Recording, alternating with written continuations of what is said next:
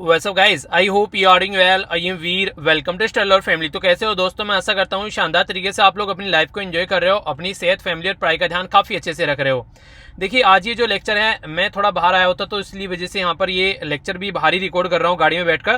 तो आप लोगों के लिए जो क्विज था वो मैं नहीं लगा पाया और इसी की वजह से यहाँ पर ये जो लेक्चर है इसमें क्विज नहीं होगा। ठीक है, तो जो क्विज आप लोगों का जो सैटरडे में था वो क्विज आप लोगों का मैं ट्यूसडे में डिस्कस कर लूंगा आप लोगों से। ठीक है, तो थोड़ा सा अर्जेंट था, थोड़ा बाहर आना पड़ गया। घर गृहस्थी कुछ ज़्यादा ही आजकल चल रही है, जैसा आप लोगों ने देखा है, इधर उधर काफ़ी जाना पड़ जाता है कई बार, तो अर्जेंटली कहीं ना कहीं जाना पड़ जाता है, तो इसकी वजह से प्रॉब्लम पड़ती है। कोई नहीं, चलिए आप लोगों का मॉर्निंग में जो क्वेश्चन वाली वीडियो आई थी उसमें हम लोगों ने क्विज कवर कर लिया था, तो अब ये वाला क्विज इसमें नहीं हो पा रहा है, पर कल से आप लोगों का वो वाला क्विज ही कवर होगा। सारी पीडीएफ आप लोगों को टेलीग्राम पर प्रोवाइड करा दी गई है ऑलरेडी, उनको जाकर आप लोग डाउनलोड कर लेना। बाकी जो 1-2 अगस्त की है वो भी, और 3 अगस्त की, ये आज शाम तक मैं सारी प्रोवाइड करा दूंगा।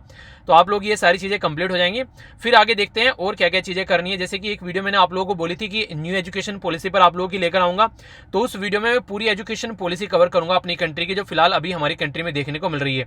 तो काफी डिटेल में एक कॉम्प्रिहेंसिव वीडियो आप लोगों के लिए होने वाली है। इसी के साथ में और भी जो चीजें आप लोगों ने बोल रखी हैं उन पर भी काम थोड़ा थोड़ा स्टार्ट करता हूं अभी, वो भी चीजें आप लोगों को प्रोवाइड करानी है। बाकी मॉर्निंग में जो क्वेश्चन वाली वीडियो है उसमें काफी कुछ हम लोग यहाँ पर कवर कर रहे हैं, तो उसको आप लोग जरूर प्रैक्टिस करिए। और इस साल के लिए और जो नेक्स्ट ईयर की तैयारी कर रहे हैं दोनों के लिए फायदेमंद है वो। ठीक है, तो कंफ्यूजन में आप लोगों को नहीं आना है। तो सबसे पहले यहाँ पर हम लोग नजर डालते हैं, ये है हरियाणा के बारे में। कुछ दिनों पहले अगर आप लोग फॉलो कर रहे हैं लेक्चर को, तो मैंने डिस्कस किया था कि आंध्र प्रदेश असेंबली के द्वारा क्या किया गया, आंध्र प्रदेश असेंबली के द्वारा, कि जो भी लोकल एरिया के लोग हैं 75% जो जॉब है वो उन्हीं को प्रोवाइड कराई जाएगी। यानी कि बाहर के लोगों के लिए जॉब अवेलेबल नहीं रहेगी, लोकल लोगों के लिए ज्यादा जॉब अवेलेबल रहेगी। 75% के करीब जो टोटल इंप्लॉय हो, जो टोटल वहां पर इंप्लॉयमेंट होगा वो लोकल एरिया के लोगों को प्रोवाइड कराया जाएगा। ठीक है, अभी सेम पैटर्न फॉलो करने की बात की गई यहाँ पर ये हरियाणा के द्वारा। हरियाणा के द्वारा यहाँ पर अभी एक प्रपोजल लाया गया है जिसमें इनके द्वारा बोला गया है कि हरियाणा में 75% जो प्राइवेट जॉब है वो जो हरियाणा के रहने वाले लोग हैं जिनके पास में हरियाणा का मूल निवास है उन्हीं को वो जॉब प्रोवाइड कराई जाएंगी। तो ये यहाँ पर काफी इंपॉर्टेंट फैक्ट हो गया। इसी के लिए यहाँ पर इनके द्वारा ऑर्डिनेंस लाया गया है। ऑर्डिनेंस लाकर यहाँ पर काउंसिल ऑफ मिनिस्टर के द्वारा यहाँ पर ये बोला गया कि इसको जल्दी ही इंप्लीमेंट किया जाएगा। आखिर ऐसी स्टेप क्यों उठा रहे हैं ये आप लोगों के माइंड में आना चाहिए सबसे पहले तो, क्योंकि आप लोग को पता है कोविड-19 के चलते जो प्रॉब्लम देखने को मिल रही है उसमें सबसे बड़ी प्रॉब्लम यहाँ पर ये निकल कर आ रही है कि जॉब नहीं है आज की डेट में। तो जॉब क्या किया जाए वो सोचने के लिए यहाँ पर मजबूर होना पड़ता है कि जॉब को कैसे लेकर चला जाए और क्या किया जाए। तो अभी यहाँ पर सारे राज्य हैं, उनकी रेस्पॉन्सिबिलिटी है कि अपने एरिया में जो भी जॉब है वो प्रोवाइड करें। तो इसी के चलते यहाँ पर ये कंडीशन आप लोगों को देखने को मिल रही है। ठीक है, तो इसके बारे में आप लोग आइडिया रखिएगा।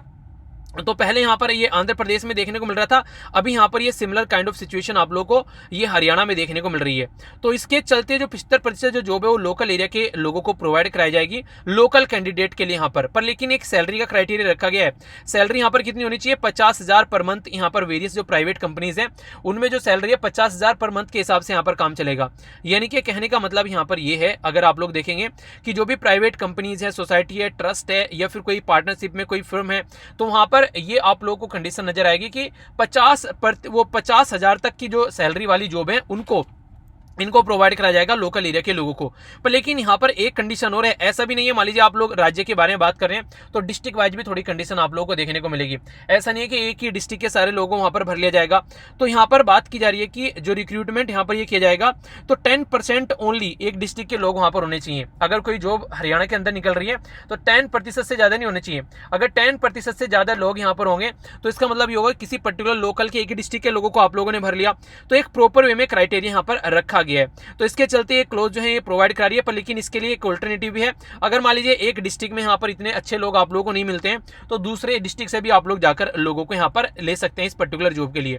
तो एक अच्छा इन्वायरमेंट आप लोग यहाँ पर बोल सकते हैं इस पर्टिकुलर एरिया के बारे में जब बात करते हैं। तो 75% जो आंध्र प्रदेश के बारे में बात करें तो उसने किया था पहले प्रपोजल, जो फर्स्ट राज्य था। तो हमारी कंट्री में अगर आप लोगों से कोई पूछे कि इस तरीके की एक्टिविटी करने वाला पहला राज्य कौन सा था, तो पहला राज्य था यहाँ पर आंध्र प्रदेश। अब दूसरा राज्य कौन बन गया? दूसरा राज्य बन गया यहाँ पर हरियाणा, जिसके द्वारा ये स्टेप उठाया गया है। हालांकि आंध्र प्रदेश के द्वारा जो स्टेप उठाया गया था उसको आंध्र प्रदेश हाई कोर्ट के अंदर उसको चैलेंज किया गया है, कॉन्स्टिट्यूशनल ग्राउंड पर। चैलेंज क्यों किया गया है आप लोगों के लिए? यहाँ पर आप लोग को पता है हमारी कंट्री में जब पार्ट 3 में आप लोग जाएंगे तो आर्टिकल 12 से लेकर आर्टिकल 35 तक आप लोगों को फंडामेंटल राइट देखने को मिलते हैं। तो फंडामेंटल राइट में जो आर्टिकल 14 है वो बात करता है इक्वलिटी, वो बात करता है एक तरीके से राइट टू इक्वलिटी के बारे में। तो यहाँ पर बात करता है कि इक्वलिटी बिफोर लॉ, यानी कि सब इक्वल हैं ग्राउंड पर। अगर ऐसा नहीं होता है कि यहाँ पर क्या कर रहे हैं, मान लीजिए एक राज्य के लोगों को ये सारी जॉब प्रोवाइड करा रहे हैं, अब दूसरे राज्य के लोग मान लीजिए वहां पर काम करने के लिए जाते हैं, तो उनके लिए तो कुछ भी नहीं है, उनके लिए तो एक तरीके से अनइक्वलिटी वाली बात होगी।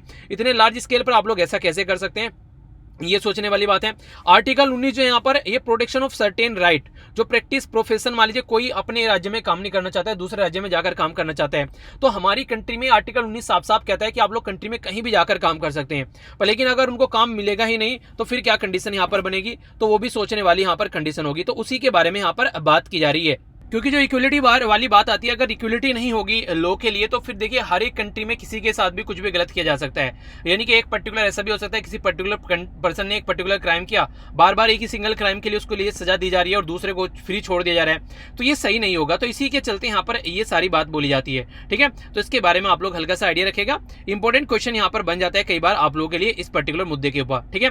आइए अब चलते हैं यहाँ पर नेक्स्ट आर्टिकल की ओर। ये भी काफी इंपॉर्टेंट बात यहाँ पर कर रहे हैं और इंटरेस्टिंग भी, आप लोग इंटरेस्टिंग चीज जानने को मिलेगी। आप लोगों से अगर मैं पूछूं कि वर्ल्ड में सबसे ज्यादा वाटरवेज कहां पर है, यानी कि जहां पानी के थ्रू व्यापार किया जाता है, एक जगह से दूसरी जगह पर सामान ले जाया जाता है, तो वर्ल्ड में सबसे ज्यादा कहां पर है, ये कौन सी कंट्री है? अगर आप लोगों से पूछूं तो आप लोग किस कंट्री का नाम लेंगे? चलिए 4 ऑप्शन देता हूं मैं आप लोगों को। सबसे टॉप पर रसिया, दूसरे नंबर पर यूएसए, तीसरे नंबर पर चाइना, चौथे नंबर पर इंडोनेशिया।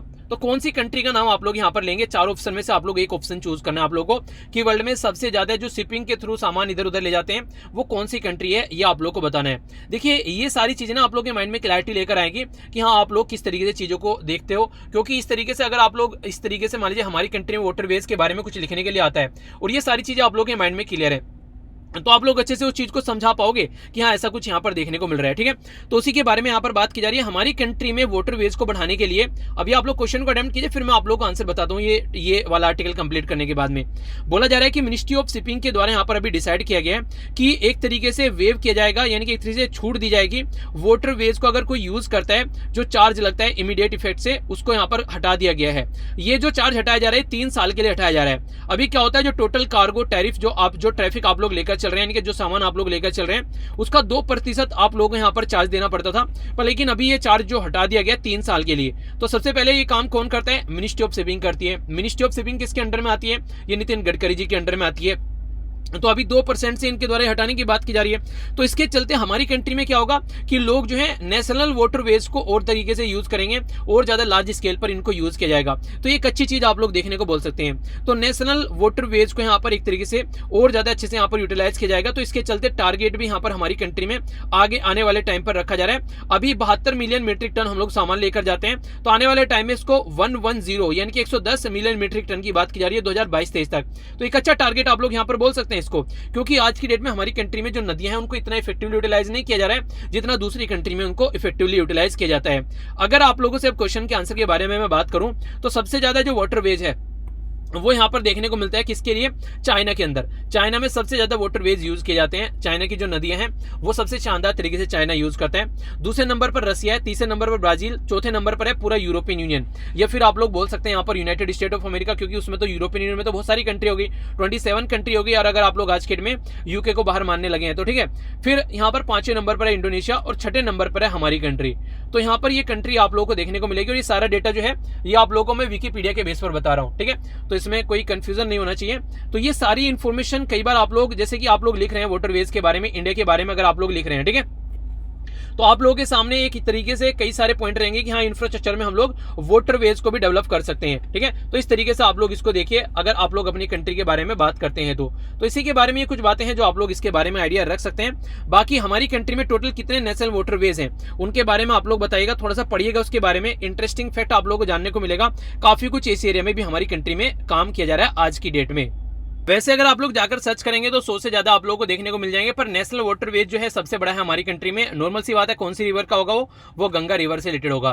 तो ये गंगा भागीरथी जो हुगली रिवर है जो अभी मैं आप लोगों की कवर कर रहा था, उसमें यहाँ पर ये चीजें देखने को मिलेगी जो कि यूपी, बिहार, झारखंड और वेस्ट बंगाल से होकर गुजरती है। तो 1600 किलोमीटर लंबे के करीब आप लोग यहाँ पर देखने को मिलेगा। तो बहुत सारे वाटरवेज हमारी कंट्री में डेवलप किए जा रहे हैं। तो पहले गंगा, फिर यमुना का आप लोगों का सबसे लंबा देखने को मिलेगा। आप लोगों के राज्य में अगर कोई आप लोगों के राज्य में अगर कोई रिवर है तो उसके आसपास से रिलेटेड अगर कोई वाटरवेज है उसके बारे में आप लोग जरूर याद रखिएगा। डायरेक्ट क्वेश्चन आप लोगों से एग्जाम में उसके बारे में पूछा जा सकता है। ठीक है, आइए अब आगे बढ़ता हूं। नेक्स्ट जो न्यूज है यहाँ पर ये बात करी जा रही है ministry of road transport and highway से रिलेटेड। इसके द्वारा पब्लिश किया गया एक नोटिफिकेशन, जिसके चलते इसके द्वारा एक रूल 93 है उससे रिलेटेड यहाँ पर अमेंडमेंट किया गया, जिसके चलते motor vehicle under centre motor vehicle rule 1989 के तहत उसमें चीजों में चेंज लाया जाएगा। देखिए ये जो अमेंडमेंट होते हैं ये कहीं ना कहीं एक स्टैंडर्ड चीजें प्रोवाइड कराने की कोशिश करते हैं। मान लीजिए पहले आप लोगों ने कोई काम किया, वो काम अप टू द मार्क नहीं हुआ, तो आप लोगों को लगा यहाँ पर दिक्कत है, कमी है, तो उसको आप लोग सही करेंगे और फिर आगे बढ़ेंगे। तो उसी के चलते यहाँ पर बात की जा रही है। और अभी जो स्टैंडर्ड हमारी कंट्री में तैयार किए जा रहे हैं ये काफी इंपॉर्टेंट है, ऐसे क्वेश्चन आप लोगों से पूछ ले जाते हैं। ये UNECE ये क्या होता है, इसको बोलते हैं United nation economic commission for Europe. तो इसके स्टैंडर्ड के हिसाब से अब हम लोग काम कर रहे हैं। हम लोग क्यों इस तरीके से यहाँ पर इन चीजों को फॉलो करते हैं, क्योंकि देखिए हमारी कंट्री में अगर आज की डेट में डेथ ज्यादा हो रही है किसी रीजन की वजह से, तो कहीं ना कोई कमी खामियां है ना, तो हम लोग को खामियां पकड़नी चाहिए और उसका सोल्यूशन निकालना चाहिए। तो उसी के बारे में यहाँ पर बात की जा रही है। उस कंट्री को हम लोग, उस पैटर्न को हम लोग फॉलो करें, उस ऑर्गेनाइजेशन को फॉलो करें जहां पर ये चीजें कम होती हैं। तो इसी में यहाँ पर UNECE जो है उसके स्टैंडर्ड काफी अच्छे माने जाते हैं। तो हमारी कंट्री की जो ministry of road transport and highway है वो इस पर्टिकुलर एरिया में काम कर रही है। तो ये लॉजिस्टिक इफिशिएंसी भी आप लोगों को देखने को मिलेगी और प्रोवाइड करेगी यहाँ पर ये एक्स्ट्रा पैसेंजर और extra carrying capacity with in the prescribe जो आज के डेट में कंडीशन चल रही है। तो ये आप लोग समझिएगा, यानी कि कहने का मतलब ये हमारे पास में एक कोई खेत है जो कि 2 बीघे का खेत है, उसमें हम लोग खेती करनी है, उसमें उससे ज्यादा हमारे पास में खेत नहीं है, तो आप लोग क्या करना है, अब उसी खेत में ज्यादा पैदावार आप लोगों को करनी है। तो इस तरीके से आप लोग समझ सकते हैं। तो उसमें ज्यादा पैदावार होगी तो ज्यादा लोग उसके ऊपर डिपेंडेंट रहेंगे, कम पैदावार होगी तो कम लोग डिपेंडेंट रहेंगे। तो ज्यादा से ज्यादा पैदावार उस खेत में अगर हो जाए तो सारी चीजों का सॉल्यूशन निकल जाए। तो ऐसे आप लोग इस प्रॉब्लम को अंडरस्टैंड कर सकते हैं। ठीक है, तो इसके बारे में यहां पर बात की जा रही है। बाकी थोड़ा सा नजर यहां पर डाल लेते हैं United nation economic commission for Europe. ये जो है ये कमीशन बनाया गया था 1947 में 28 मार्च को, और इसका हेडक्वार्टर जनेवा में आप लोगों को देखने को मिलेगा। ये जनेवा स्विट्जरलैंड में एक बच्चे के द्वारा पूछा गया था, सर इतने सारे हेडक्वार्टर जनेवा में क्यों होते हैं, स्विट्जरलैंड में क्यों होते हैं। देखिए ये एक न्यूट्रल कंट्री है। न्यूट्रल कंट्री का मतलब क्या होता है, एक ऐसी कंट्री जो किसी के साथ में किसी की झड़प वगैरह उसकी नहीं होती है, लड़ाई वगैरह नहीं होती है, वो सॉरी जो किसी के साथ में उसकी लड़ाई वगैरह नहीं होती है, वो इंडिपेंडेंट रहती है, एक तरीके से किसी के एक फटे में टांग नहीं अड़ाती है वो। तो अगर कोई ऐसी कंट्री होगी तो ज्यादा स्टेबल होगी और वहां पर लोग जो है ज्यादा तरीके से अपने ऑफिस स्टेब्लिश कर पाएंगे। तो वही फंडा आप लोगों को यहाँ पर भी देखने को मिलता है। तो ये कंट्री उसी कैटेगरी में आप लोगों को देखने को मिल जाती है। ठीक है, तो इसके बारे में याद रखिएगा। तो यूनाइटेड नेशन जो इकोनॉमिक एंड सोशल काउंसिल है उसके अंदर आप लोग यहाँ पर चीजें देखने को मिलेगी। ओलिगा अलगिया येवरा ये रोवा। ठीक है, तो ये उल्टा सीधा सा नाम है, रटने की ज्यादा जरूरत नहीं है, बस एक आइडिया से रखिएगा कि हाँ ओए करके कोई ऐसा एक आदमी था जो यहाँ पर इस पर्टिकुलर कमीशन का हेड था। ठीक है, तो इसको बनाया गया था। तो इसके बारे में याद रखिएगा, ये टोटल बातें इसके बारे में। तो ये एक तरीके से यूरोपियन यूनियन के अंदर जो चीजें देखने को मिलती है तो उसमें आप लोगों को चीजें नजर आएगी।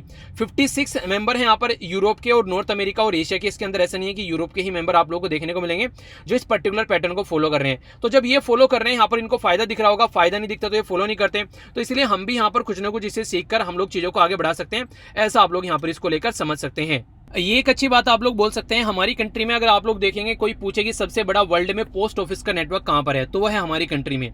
हमारी कंट्री में 165 साल पुराना ये एक ऑफिस है जो कि काफी पुराना आप लोग बोल सकते हैं, और आज की डेट में भी काफी अच्छे से आप लोग को अपने अगर किसी गली नुक्कड़ चौराहे पर कोई ना कोई पोस्ट ऑफिस आप लोगों को देखने को मिल जाता है।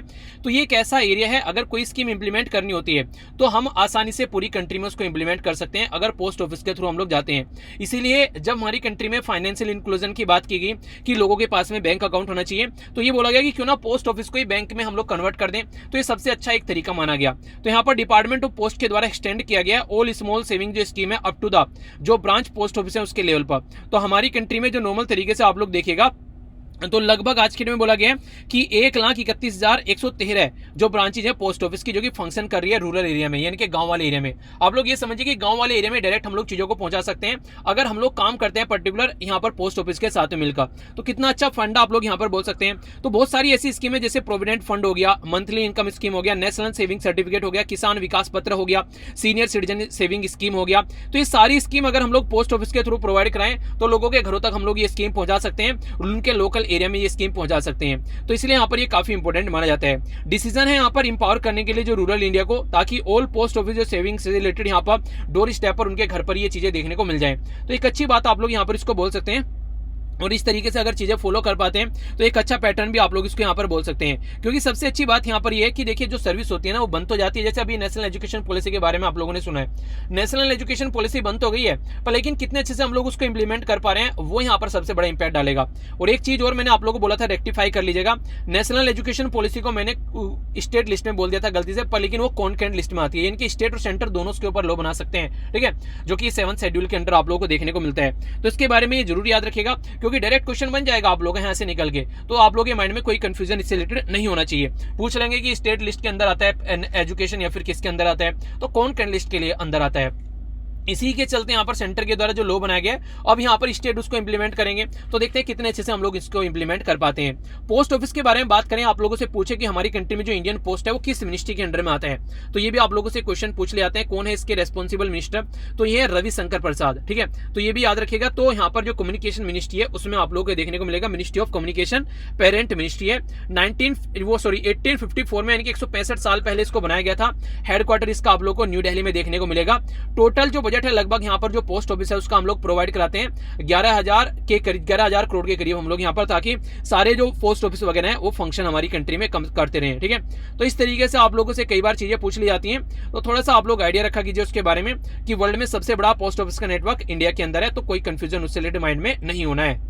नेक्स्ट यहाँ पर आप लोगों को पता है कोविड-19 ने जो है वो सबकी कमर तोड़कर रख दी है, तो इसी तरीके से हमारी कंट्री में जो कंपनीज हैं वो भी ढंग से काम नहीं कर पा रही है। तो उसी के लिए हमारी कंट्री में जो यहाँ पर एक पर्टिकुलर बॉडी है जिसका नाम है security and exchange board of India, जिसको आप लोग सेबी के नाम से जानते हैं। सेबी के द्वारा यहाँ पर क्या किया गया, उसने बोला है कि जो स्ट्रेस एसेट्स है आज की डेट में, यानी कि जिसके ऊपर कर्जा चढ़ा हुआ है, कोई प्रॉब्लम चल रही है, तो उसके चलते यहाँ पर आप लोग क्या कर सकते हैं, ईजी किया जाएगा ऐसी एंटिटी को, ताकि वो फंड रेज कर सके। नॉर्मली ऐसी एंटिटी को फंड नहीं मिलता है कि ऑलरेडी कर्जे में डूबा हुआ है, इसको फंड देने का क्या मतलब है, ये तो और ज्यादा चीजों को बर्बाद कर देगा। तो ये सारा जो एक तरीके से रेस्पॉन्सिबिलिटी रहती है वो रहती है security and exchange board of India के अंडर में। तो सेबी के द्वारा क्या किया गया, सेबी के द्वारा बोला गया कि अगर 90 डेज तक अगर कोई पर्टिकुलर जो पर्सन है वो यहाँ पर अपनी सैलरी वगैरह जो पेमेंट वगैरह पे नहीं कर पा रहे हैं, तो उसको यहाँ पर एक तरीके से इस पर्टिकुलर कैटेगरी में रखा जाएगा। और रेटिंग एजेंसी जो है यहाँ पर डाउनग्रेड कर देती है उसकी रेटिंग डी, तो फिर यहाँ पर इसके लिए हेल्प प्रोवाइड कराने की बात की जा रही है। तो इंटर क्रेडिटर एग्रीमेंट जो है यहाँ पर रिजर्व बैंक ऑफ इंडिया का जो यहाँ पर बात करता है prudential framework for resolution of stress assets direction 2019, वो यहाँ पर आइडेंटिफाई करेगा कि स्ट्रेस एसेट में आते हैं या फिर नहीं आते हैं। तो ये काम किसके अंडर में आता है, आता है सेबी के अंदर में, जिसको आप लोग security and exchange board of India के नाम से जानते हैं। ये रेगुलेटर जो है यहाँ पर, ये security and exchange board of India हमारी कंट्री में ये एक स्टैट्यूटरी बॉडी है, स्टैट्यूट यानी कि लॉ के द्वारा बनाई गई थी। तो ये स्टैट्यूट है यहाँ पर हमारी कंट्री में 1992 का, जो कि सिक्योरिटी मार्केट को यहाँ पर एक तरीके से रेगुलेट करने का काम करता है। हमारी कंट्री में इसको 1992 में जब बनाया गया स्टैट्यूटरी स्टेटस फिर इसको दिया गया आगे चलकर। तो ये हमारी कंट्री में आज के डेट में जो चेयरमैन है यहाँ पर, ये अजय त्यागी साहब हैं इसके, जो कि यहाँ पर इसकी जो भी रिलेटेड चीजें होती हैं जिनको इंप्लीमेंट करने का काम करते हैं, ठीक है। तो सेबी के बारे में आप लोगों से डायरेक्ट क्वेश्चन कई बार पूछ ले आते हैं कि सेबी हमारी कंट्री में क्या काम करती है। तो अगर फुल फॉर्म आप लोगों को बताओ ना security and exchange board of India, तो आसानी से आप लोग यहाँ पर फिर अंदाजा लगा सकते हैं। तो इसलिए मैं आप लोगों को बोलता हूँ हमेशा कि थोड़ा सा उसके बारे में ध्यान रखिए, ताकि आप लोग के माइंड में कोई कंफ्यूजन न रहे, ठीक है। तो ये था टोटल आज का नन्ना सा मुन्ना सा प्यारा सा डिस्कशन। आई होप कि आप लोगों ने अच्छे से एंजॉय किया होगा। तो मिलता हूँ नेक्स्ट लेक्चर में। बड़ों को नमस्ते, छोटों को प्यार, छोटी सी लाइफ एंजॉय करो यार। तब तक के लिए जय हिंद।